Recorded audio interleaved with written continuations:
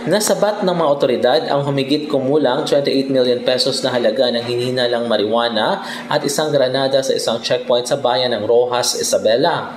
Batay sa report ng Police Regional Office 2, nangyari ang insidente bandang alas 10:30 ng gabi noong 14 ng Enero kung saan tinangkang iwasan ng rumaragasang itim na SUV ang nakatapat na checkpoint na nagresulta sa pagkakasabit nito sa patrol car ng PNP.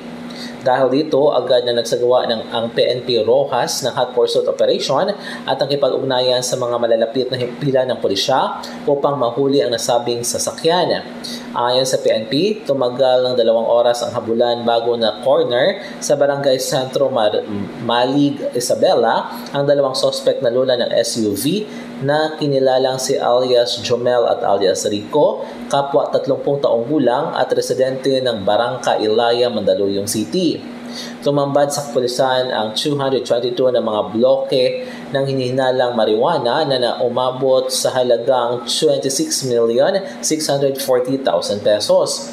Ang tinatayang halaga at 19 na piraso ng rolled marijuana na nagkakahalaga ng 2,280,000 pesos at isang granada nang halughugin ang loob ng sasakyan.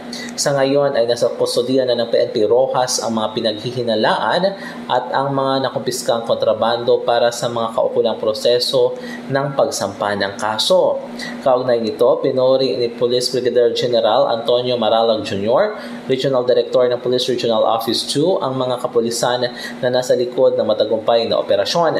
Binigyang diin ni Maralag ang kahalagahan ng pagkakaroon ng mga checkpoints sa bawat sulok ng lambak ng Cagayan sa pagsugpo sa kriminalidad at pagdakip sa mga lumalabag sa batas. Mula dito sa Cagayan, M. Jidla Cruz para sa Radyo Alternatibo, Balita Nationwide.